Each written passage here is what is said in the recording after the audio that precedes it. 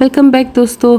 वहीं से शुरू करते हैं जहां आमिर और फरिया की शादी हो जाती है और बिला आखिर दोनों एक साथ हो जाते हैं और उनको यकीन नहीं आ रहा होता। और फरिया तो बार बार अपना जो वेडिंग कार्ड होता है उसको देख रही होती है, जो रजिस्टर होता है कि अब ये दोनों मियाँ बीवी बन चुके हैं। और ये एक बहुत कठिन रास्ता इन्होंने तय किया, पता नहीं एक अनजान जगह पे शादी की और आखिरकार इनको इनके सब्र का फल मिल ही गया। दूसरी तरफ वो जो कुलसूम इन्हें के घर सब इनवाइट थे और हांडे तंज पे तंज किए जा रही थी। कुलसूम बहुत हर्ट हो रही थी और कुराई भी बहुत हर्ट हो रहा था, लेकिन हांडे को इन चीज़ों से क्या फ़र्क पड़ता है, उनको तो लोगों को दुख देना ही अच्छा लगता है। कुलसूम अपने कमरे में रो रही है और वो लोग बाहर निकलते हुए तंज कर रहे हैं कि कैसा खाना था, कैसी लोअर मिडिल क्लास लड़की से शादी करेगी तो यही इसका कुराए का अंजाम होगा। और कुराए टेबल पे सर पकड़ के बैठा हुआ होता है कि मतलब क्या, मतलब इतना बुरा भी नहीं था, इन्होंने इतना हर्ट किया।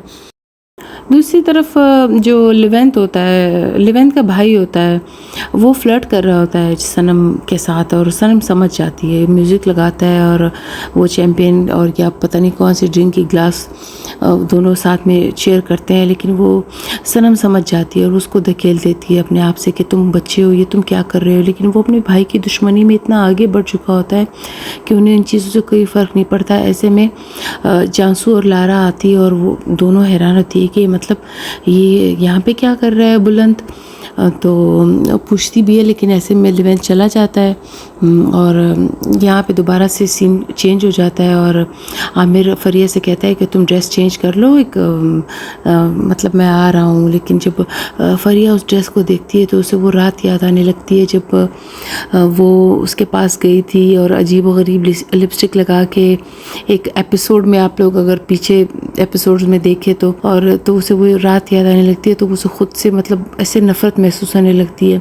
आमिर ये सब बातें समझ जाता है और आमिर से कहता है कि चलो तुम आराम से सो जाओ और इस तरह कुछ करने की कोई ज़रूरत नहीं है, जो होगा बाद में देखा जाएगा। तो फरिया भी मुतमईन हो जाती है और इस तरह से वो आराम से सो जाती और आमिर उसे कुछ नहीं कहता। और यहाँ पर जानसू को एंजाइटी के दौरे पड़ रहे होते हैं और कुलसूम और फरिया की वजह से कि देखो आमिर फिर भी नहीं, उसका तो ये ख्याल था कि आमिर 3 दिन में आ जाएगा वापस, लेकिन आमिर नहीं आया।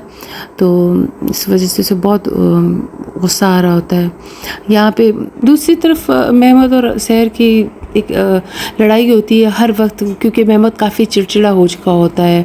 और आज तो एक न्यूज़पेपर में दोबारा से एक दफ़ा आता है कि जो प्ले बॉय है वो एक लड़की को लेके भागा है, उसकी वजह से उसके वालिद भी बहुत डिस्टर्ब होते हैं, बात को लेकर सभी परेशान होते हैं। और ऐसे में यहाँ पर जो नाल साहब अपने जो रेस्टोरेंट में बैठे हुए होते हैं और वहाँ वो एडिटर को खूब डांट रहे होते हैं और ऐसे में उसकी बेगम आती है, दोनों के दरमियान फिर तूक तड़ा शुरू हो जाती है। और ऐसे में बहुत सारे पापराजी पता नहीं कहाँ से आ जाते हैं, उनसे उल्टे सीधे सवाल करते हैं और वो ये लोग बहुत डिस्टर्ब हो जाते हैं कि इनको आने किसने दिया हमारी ऐसी पर्सनल जगह पे। और ऐसे में इनकी मतलब यही तकरार चलती रहती है। दूसरी तरफ फरिया और आमिर जो है वो बैठे हुए होते हैं और फरिया जो है वो अपनी शादी को इस तरह से एक्सेप्ट नहीं कर पा रही होती है जिस तरह से, मतलब कि उसकी फैमिली उसमें ना हो, उसमें कोई रिश्तेदार उसका ना हो, ना आमिर का कोई रिश्तेदार हो, तो ये चीज़ को बहुत हर्ट करती है। और फिर दूसरी तरफ ये होता है कि जो सनम बेगम होती है वो उसे उनाल फ़ोन करता है, ज़ाहिर वो उसकी एक गर्लफ्रेंड है, उसे फ़ोन करता है कि देखो इस तरह से प्रॉब्लम हो गई है रेस्टोरेंट में और तुम आके मतलब मीटिंग है, तुम भी इसको ज्वाइन कर लो। तो ऐसे में जो जानसू होती है वो कहती है कि मैं भी अटेंड करूँगी मीटिंग, मेरे बगैर कैसे हो सकती है, मेरे पापा का रेस्टोरेंट है।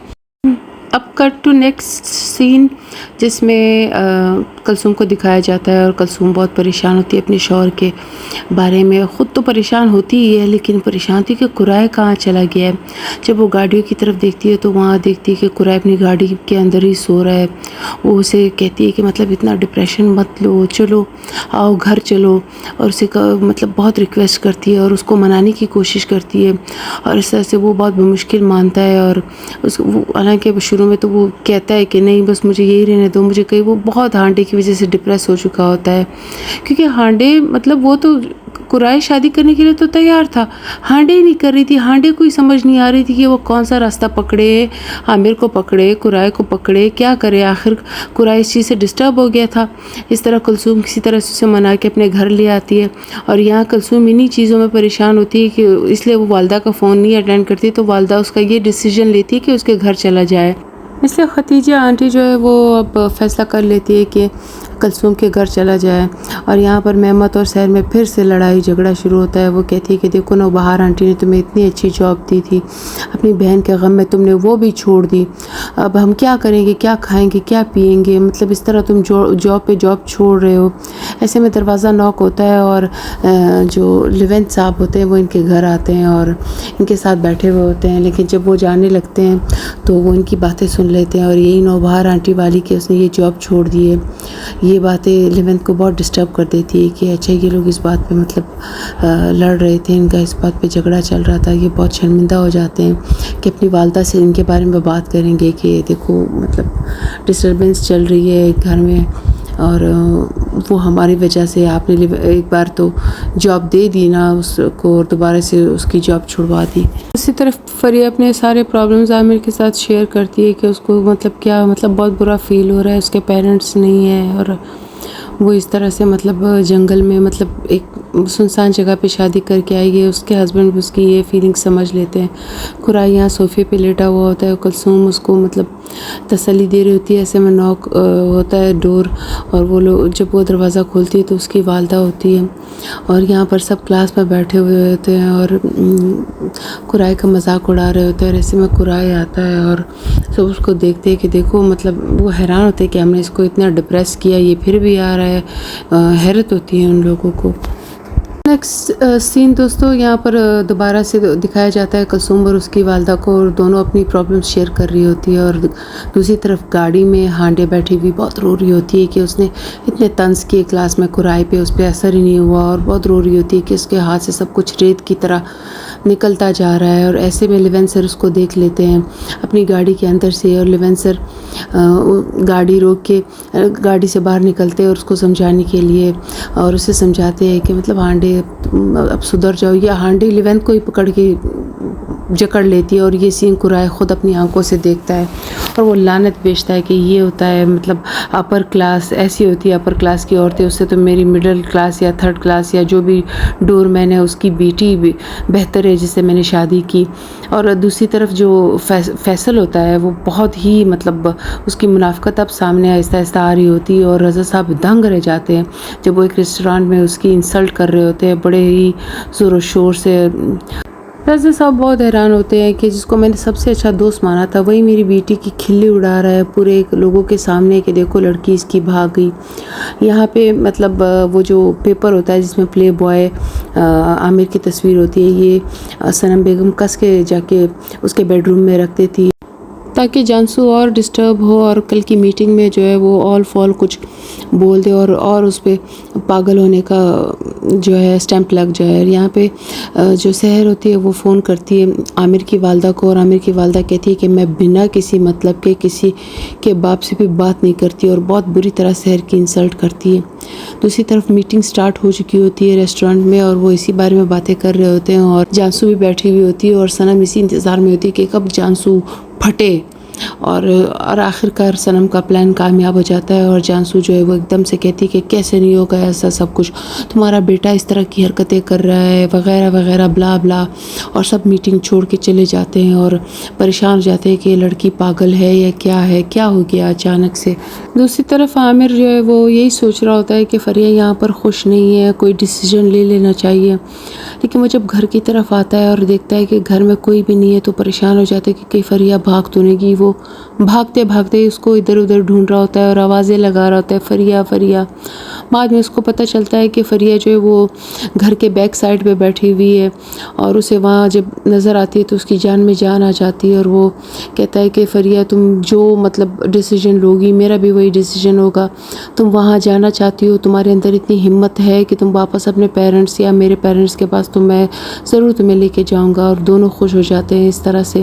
دوسری طرف نوبہار آنٹی اور لیونتھ بیٹھے ہوئے ہوتے ہیں, اور لیونتھ ان سے پوچھتا ہے کہ آپ نے مطلب مہمت کو کیوں جاب سے نکال دیا, اچھا خاصا جاب کر تو رہا تھا. تو نوبہار آنٹی اس سے گلہ کرتی ہے کہ دیکھو ابھی بھی تمہیں دوسرے لوگوں کی پڑی ہوئی ہے, نہ اپنی والدہ کی پڑی ہوئی ہے, نہ اپنے بھائی کی پڑی ہوئی ہے. بس اگر گلہ ہے تو ان لوگوں کا ہے. اب یہاں پہ دوبارہ سے فریہ فون کرتی ہے اپنے گھر, ان کو گھر والوں کی بہت یاد آ رہی ہوتی ہے. رضا صاحب فون اٹینڈ کرتے ہیں تو فریہ میں ہمت نہیں ہوتی کہ ہیلو کرے, لیکن رضا صاحب سمجھ جاتے ہیں کہ فریہ ہی ہے, کوئی اور نہیں ہو سکتی, اور غصے میں فون پٹخ دیتے ہیں. اور سارے گھر والے حیران ہو جاتے ہیں کہ مطلب کیا ہو گیا, یہ اچانک سے کیا بات ہو گئی. اور یہاں پر نوبہار آنٹی لیونتھ کو سمجھاتی ہے کہ تمہیں کچھ گھر کے بارے میں پتہ ہے کہ بلند اور صنم کے درمیان کیا چل رہا ہے. لیونتھ حیران رہ جاتا ہے کہ اب یہ کون سا معاملہ آ گیا درمیان میں, لیونتھ اور صنم کے درمیان کیا ہو سکتا ہے. اور ایسے میں وہ سوچ میں پڑ جاتا ہے کہ مطلب کیا کرے. ادھر جو لارا اور بلند ہوتے ہیں ان کی ایک اچھی ہیلو ہائی اور بانڈنگ ہو جاتی ہے, اور دونوں ایک دوسرے سے بات چیت کرنے لگتے ہیں. ایسے میں صنم بھی آ جاتی ہے, اور صنم بات کر رہے ہوتے ہیں کہ ایسے میں لیونتھ آ جاتے ہیں, اور وہ ایک شیطانی ہنسی ہنستا ہے بلند. اور لیونتھ یہاں پہ صنم کو قصوروار ٹھہراتا ہے کہ تم ہو جو میرے بھائی کو پتہ نہیں کون کون سے چالوں میں پھنسا رہی ہو, مجھے حاصل کرنے کے لیے اب تم اور کتنا گرو گی. اس طرح کی باتیں کرتا ہے. صنم یہاں پر بہت پریشان ہو جاتی ہے کہ بھیا یہ نزلہ بھی اس کے اوپر گر پڑا, اس میں اس کا کیا قصور تھا. اور یہاں پر فریہ اور عامر بہت خوش اور ایکسائٹڈ ہوتے ہیں کیونکہ وہ دوبارہ جا رہے ہوتے ہیں وہ جگہ چھوڑ کر. اور یہاں ختیجہ آنٹی کا سحر کے سامنے بہت رو رہی ہوتی ہے کہ میری بیٹی بالکل بھی خوش نہیں ہے وہاں پر, وہ بہت ٹینشن میں ہے. اور یہاں پر جو وہ جن آنٹی کے گھر میں عامر اور فریہ رہ رہے تھے وہ بہت ایموشنل ہو رہی تھی, بالکل اپنا بچہ سمجھ کے ان کو ٹریٹ کرتی تھی. تو وہ لوگ یہاں سے جب جاتے ہیں تو وہ بہت ایموشنل ہو جاتی ہے. یہاں پہ رضا صاحب جو ہے وہ فیصل سے اپنا مطلب بالکل شیئرز الگ کرتا ہے اور بزنس الگ کر لیتا ہے. ویسے بھی وہ بہت فراڈی قسم کا انسان تھا, اچھا ہی کیا اس نے. اور 100 خدشات کے ساتھ فریہ روانہ ہو جاتی ہے. اور رضا صاحب یہاں پر اپنی بیٹی کو بہت مس کرتے ہیں. جب وہ چھوٹی تھی وہ اس کو یہاں پہ جھولا جھلاتے تھے. اور ادھر سحر آتی ہے کلثوم کے پاس اور بیٹھتی ہے اور اس کے گھر وغیرہ کو دیکھتی ہے. اور دوسری طرف لارا کا بتیک دکھایا جاتا ہے جہاں پہ جانسو بیٹھی ہوئی ہوتی ہے. تھوڑی دیر بعد ہانڈے بھی آ جاتی ہے اور ان کی بحث و تکرار شروع ہو جاتی ہے, جس میں ہانڈے صاف صاف جانسو کو بتاتی ہے کہ جانسو تم چاہے جتنے پاپڑ بیلو جو کرو, عامر تمہارے ہاتھ, عامر تم جیسی لڑکیوں کو دیکھنے والا بھی نہیں ہے. اس کی وجہ سے جانسو کی طبیعت بہت بری طرح بگڑ جاتی ہے, بہت خراب ہو جاتی ہے اس کی طبیعت. اور وہ سارا ان کا جو شاپ ہوتا ہے وہ پورا الٹا کے رکھ دیتی ہے. اور یہ لوگ سمجھتے ہیں کہ شاید اس کی والدہ اس کو صحیح سے پلز نہیں دے رہی, کچھ ایسا ہے. اور یہاں پر جب مہمت اور رضا صاحب واک کر رہے ہوتے ہیں تو ان کو ایسا لگتا ہے کہ جیسے جو فریہ ہے وہ یہاں سے ابھی گزری ہو. تو وہ لوگ جب رضا صاحب مہمت جب اپنے والد سے یہ بات کرتا ہے تو رضا صاحب کو شدید غصہ آتا ہے کہ یہ کیا کہہ رہا ہے.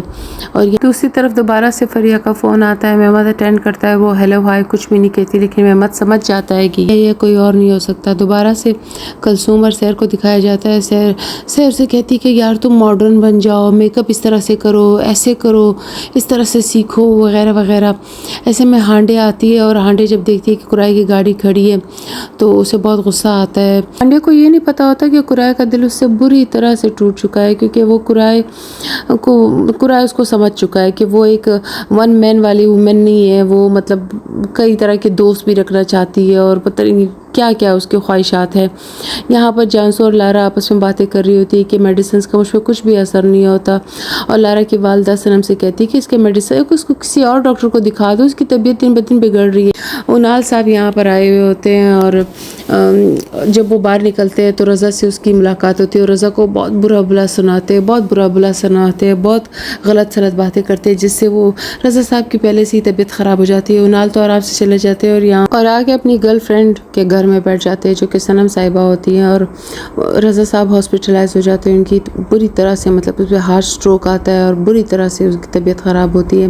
فریہ اور عامر جو ہے وہ کلثوم کے گھر میں بیٹھے ہوئے ہوتے ہیں اور دونوں بات کر رہے ہوتے ہیں. کلثوم بہت خوش ہوتی ہے کہ ایسے میں فون آتا ہے اور فون پہ یہ بات بتا دی جاتی ہے کہ رضا صاحب کو جو ہے وہ بہت بری طرح کا ہارٹ اسٹروک آیا ہے. اور فریہ سے رہا نہیں جاتا، وہ بھاگ پڑتی ہے اور اپنے والد کے پاس اور دیکھ رہی ہوتی ہے کہ کیا مطلب کیا سچویشن ہے. سب کوئی بھی مطلب اس وقت سب فریہ کو دیکھ رہے ہوتے ہیں لیکن کوئی کچھ نہیں کر پا رہا ہوتا، کیونکہ رضا صاحب کی طبیعت اتنی خراب ہو چکی ہوتی ہے کہ سب بس اس کے لیے پریشان ہوتے ہیں. اور یہاں جو پلس میٹر، آکسی میٹر اور سب کچھ جو ہوتا ہے وہ اسٹریٹ جا رہے ہوتے ہیں، اور جو بی پی کا جو ساری لائنیں اسٹریٹ جا رہی ہوتی ہے. سب بہت پریشان ہوتے ہیں کہ یہ سب کیا ہو رہا ہے، کہیں رضا صاحب کی ڈیتھ ہی نہ ہو جائے.